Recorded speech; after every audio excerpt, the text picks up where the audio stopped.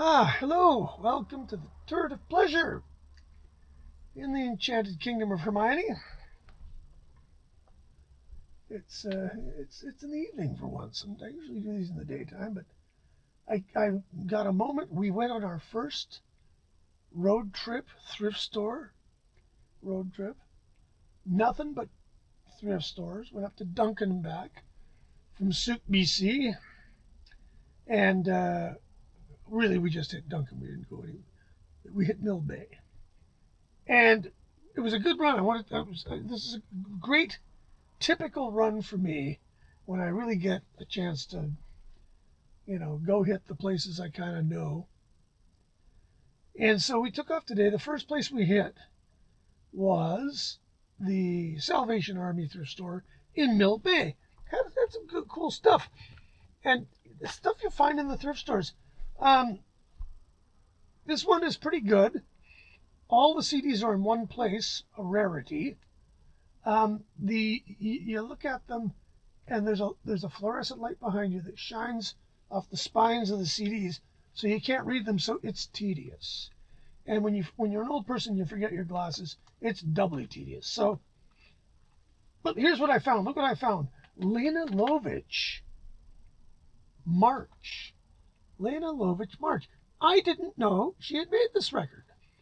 By the way, I've done nothing. I just got home, no research on these. So maybe I'll do a follow-up or I don't know what. But this is produced by Les Chappell, her longtime partner, and Lena Lovitch, these two did all of her classic records. Looks like it's 1985. Curiously, it's on Evidence Records, whose main claim to fame was they put out all those great Sun Ra records. These are $2 at this store, by the way. I thought $2. I'll buy that. Okay, fine. I got a lot of CDs to show you. The best of Benny Carter on Music Masters. Who's on this? Oh, only Dizzy Gillespie, Clark Terry, Harry Edison, Phil Woods, Jimmy Heath, Frank Wise, Hank Jones, Cedar Walton. I mean, geez. Music Master stuff is really good. Almost everything on it is good. And I thought, I'll bet that's really good. Now, this one was weird. It's on Blind Pig Records. Blind Pig Records is a pretty cool label. Most of the stuff I've found, and I took a $2 flyer on this. Preacher Boy, Gutters and Pews. No idea what this is about. Here we go, let's see.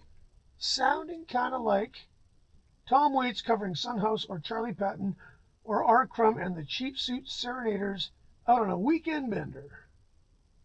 Well, we'll see. Looks promising. My radar told me to buy it. Then you have the double CD version, perhaps slightly water damaged, I'm not sure, of the Genesis Lamb Lies On for definitive-ish edition remaster. Definitive as of when did they do this? Definitive, my eye. I'll bet they've remastered it since. Anyways, $2. I'll buy it. I don't have it on CD, I don't think. Then we get the treats. Killing Joke, Laugh, I Nearly Bought One. They would never be so crass as to say greatest hits, but that's what it is. It's the greatest hits. Did I even check the condition on this? Oh, it's mint good. This has basically all their best songs. Psyche is on it, which I'm happy about. Requiem, War Dance, Follow the Leaders, Unspeakable, Butcher, Exit. There's 4 songs off the second album, which I think is great. Second album is kind of their difficult album. 2 off of Nighttime. So basically all their really good stuff. Best of. If I could find the first 3 albums at the thrift store, I'd buy them. And this, yeah. Now, sadly, this is not the vinyl version. Because the vinyl version really is a plastic bag that looks like it's full of puke. Derek and Clive, Peter Cook and Dudley Moore. Warning, contains an extra 18 minutes, 25 seconds of offensive material. Now, this stuff is so rarefied. 1978. Now, from what I understand, both of these poor guys are dead. They were both extremely drunk when they did these.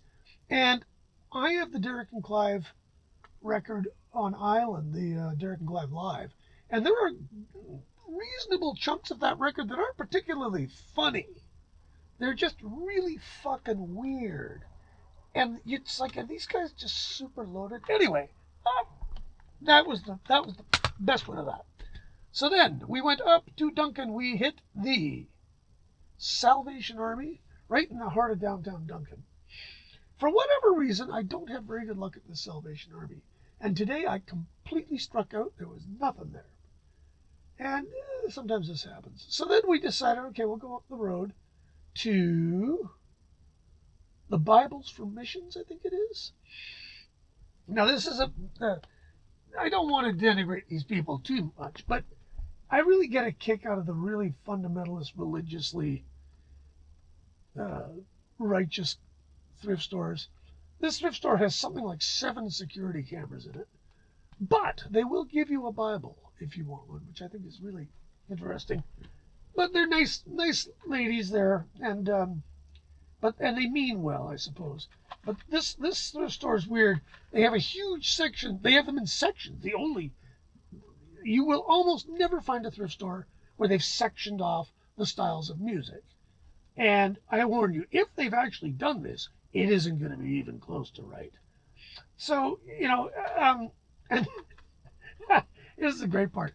There's a sign that says, Caveat emptor.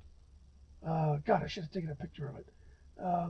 We're not responsible for the content of the CDs or DVD or whatever. So if it offends you, we whatever. And I'll tell you what, that's a good thing, because I found a couple of cool things there. In the easy listening section, I found Leslie Hutchinson on Flapper, and for $1 or less, I'll buy these for the simple reason that there's little gems hidden in these. Now, this guy was a cabaret singer in the 20s and 30s. He was famous for having affairs with royalty, if I remember right. And I play these. I'll throw them into the car and play through them a couple of times. And most of them I'll just be like, oh my God, what is this? But, have you ever been in heaven? Weep and you'll dance alone. But these always yield a gem or two, so I buy them. And it's educational, because nobody knows what popular music was like in the 30s, and including me. So I learned something all the time. And then I found a Holst, Naxos Holst. It's $1. I don't have this repertoire. I'll buy it. Easy. That one. Now, here's the best part, though. I've already got this, but I'm going to buy it and add it to the DJ system collection. This is a guy I know whose name, what the heck is his name? Clive Holden. I know him.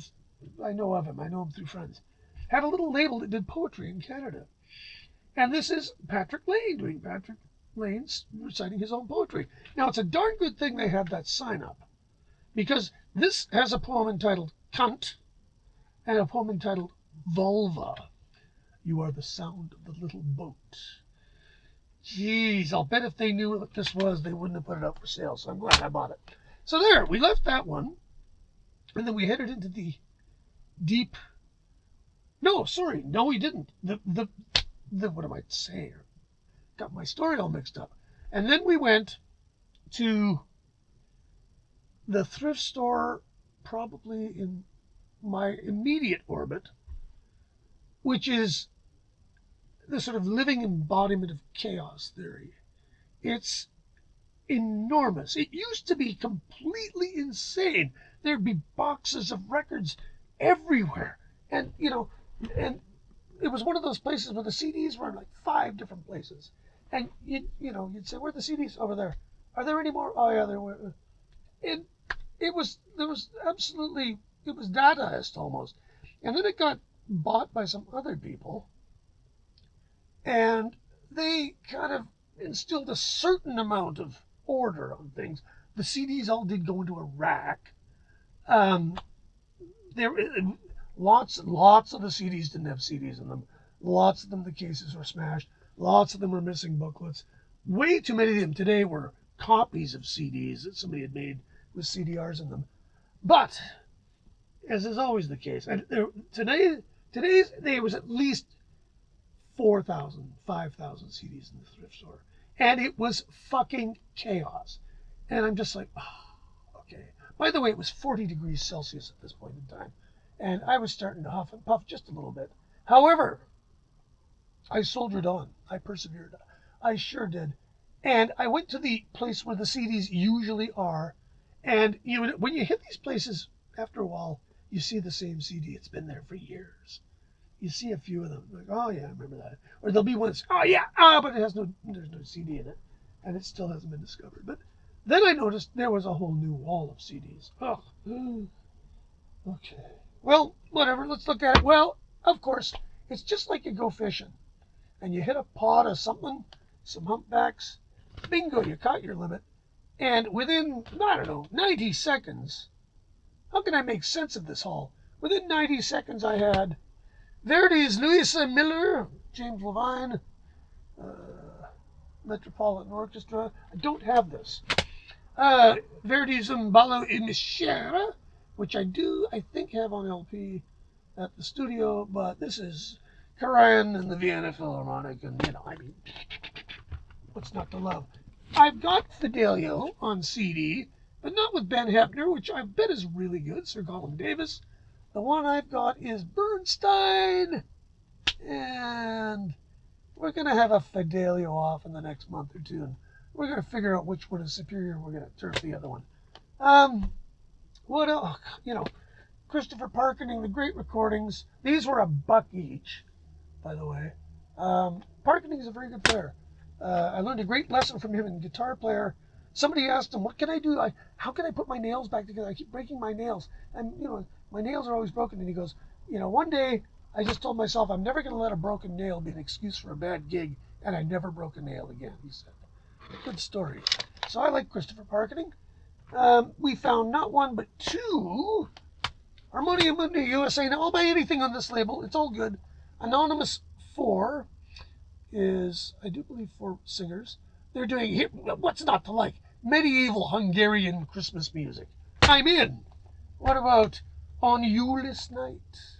Now, these were all $23 new. And this isn't that old. These are 90s, I guess. And this, for this, if you want to hear this stuff, it's just so great. It doesn't get better than these guys. Okay, and here is a Real World CD, Pete Gabriel's Real World label. And again, if it's $1, I'll buy it. If I've got, this is music from Sardinia. You know what? That's about as far as I got. And look at them. How can this be a bad CD? I ask you. What else we got here? This was crazy. This was a real good thrift store. I can't even pronounce them. Docniani. Might have this. If I do, it doesn't matter. And I'm a sucker for Boccherini, guitar quintets. And Tokyo String Quartet is a good string quartet. I like them a lot. They're not my favorite. And a fellow by the name of Yamashita on guitar, I'm willing to bet that's worth hearing at least once. I didn't know this existed. Wendy Carlos, Bach 2000, switched on Bach. I'm betting this is actually, well, I don't know. I like Wendy Carlos's Bach records a lot. I really thought her selection of sounds and stuff was great. So I got a bad feeling this is not very good. We got Joel Cohen. Joel Cohen and the Boston Camerata do all these really interesting CDs. And again, this doesn't look all that promising to me per se, but I bought one of his Shaker songs and stuff that was just compelling. And so I'll always take a chance on him. It's on Erato. Pretty much anything on Erato is going to be pretty good. Although you'll probably get... And this is great. Muzikas. Now, this was a band from Hungary. And I've got the lead singer, whose name I cannot even hope to pronounce correctly. She did a Marta Sebastian, I guess is the anglicized version. I got her solo record. It's really great. I don't want to call it gypsy music because it's not. It's, well, not really. It's hard to describe, but it's very Hungarian. And they've made a lot of really good records. Find this for $1 made me jump for joy. And then this is really interesting. Now, I'm a sucker for this kind of thing. Benny Goodman plays the classics. I have some of this, or at least some Benny Goodman playing the classics, on LP record, and I like it fine. He's the Berkshire String Quartet, Oh, okay, so it's not an orchestra thing. Quintets and stuff. So you know what? I know I'll enjoy this. And none of these are going to be definitive performances, but it's the kind of thing you put on and play the whole thing, the whole album. So yeah, there you go. That was a lot of CDs. I think it was 26 CDs from there. And then that's usually how it goes. You go, okay, then we went to downtown,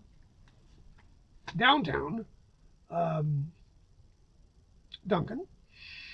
We went to what the heck's it called again? Lulu's, which is sort of a thrift store, but not super thrift store.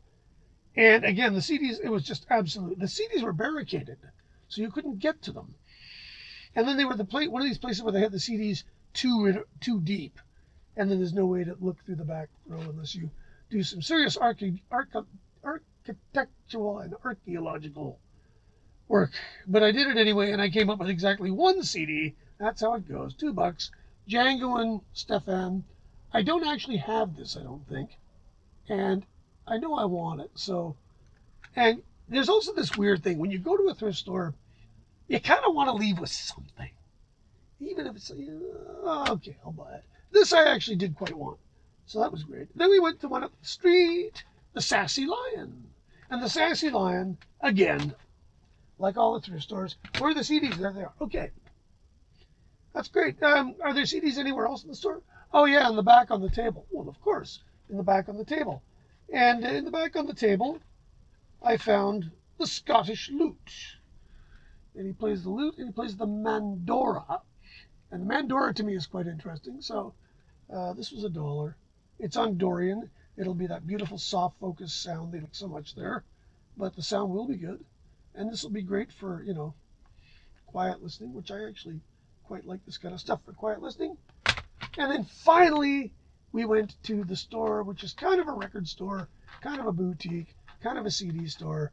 They have a kaleidoscopic pricing system of colored dots and just prices.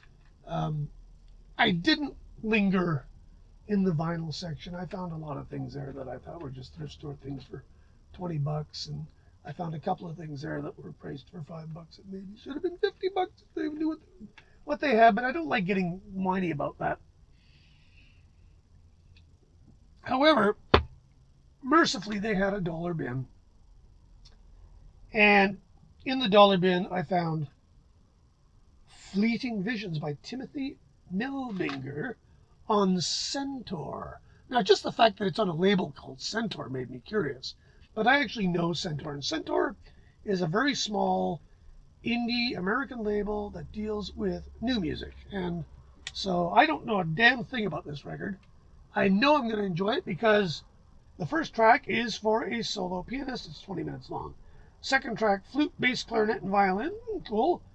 Third track is for tenor, I'm assuming tenor voice, and bassoon, called Some Things Are Dark. 12 minutes. That one I think I'm going to like. Insect Politics, 5 minutes and 50 seconds long for taped electronic sounds. Sold. It's mine. $1. And then, of course, in the dollar bin, there's always one CD in the dollar bin where you go, what the fuck is this doing here? And I give you Merle Haggard, a tribute to the best damn fiddle player in the world. One of his zillions of records that he made for, I think he made 20. Or was it 30? In fact, one of them was called, this is Merle Haggard's 30th album. And he did like 30 in 8 years. Now, like all of his records on Capitol, this is actually really good. I mean, country records in the 60s and 70s, what year is this? I'm thinking this is like 72-ish. Are you going to tell me? No, you're going to put it in microscopic print. Oh, for fuck's sake. At any rate, this is on Koch, German label. I don't think this ever came out in North America on CD. I know, December 1970 it says here. Okay, maybe. To my knowledge, this album and many of the other ones from this era, like My Love Affair with Trains, and there's a whole bunch more, the 30th album, they only came out in America. They never came out in Canada. They were never pressed in Canada that I know of. And once out of print, they were never put out on CD. All of Merle's stuff on Capitol up until a while back, was best ofs. So a lot of this stuff was really hard to fucking get. And I'm not a huge country fan, but I really do love Merle Haggard. And a lot of these records are really typical of the 70s, and they fascinate me because these records were cranked out in like 2 days. And there's always filler. There's always embarrassing filler sometimes. But there'll be 4 great songs. And you'll go, fuck, you know. And you look at on the best ofs, and they're never on the best ofs. The best ofs, if they include anything from these albums, will include like almost the worst song on it because that was the hit or the single or whatever. It's never a matter of how good the song is. So San Antonio Rose is on this. Tribute to the best damn fiddle player in the world, by the way, means my salute to Bob Wills. So it's this Western swing record. How can this not be good? So there you go. In the snooty record store, the cheapest thing in there was probably the best thing I found. So there you go. So there you go. 40 CDs. They cost me about under $50 because only a few of them are $2. So there you go, $50. $50 would not buy you 2 of these operas when they came out. So if you're cheap like me, it's a hell of a way to. And like I say, a lot of this I've never heard, and I can almost guarantee you I'm going to enjoy everything here because I got my radar pretty fine-tuned. So, well, the Ministry of the Interior is having some kind of discussion, so I should probably go. But don't forget to subscribe and hit the notifications button because I'm constantly putting these crazy things out. And oh, and the other thing I forgot: the Empress found these new flags. Yes, I was starting to show flags twice, which really was starting to bother me. So I got some good ones this time. It was great. I do believe Greece, Turkey. So we'll be seeing those in future videos. How about that? This $6 worth of flags. Yeah, look at that. Okay, well anyway, thanks for watching, and we'll keep tabs on the Titanic. Things aren't looking so good. But in the interim, stay safe. Don't let the COVID get you. And we'll talk to you soon.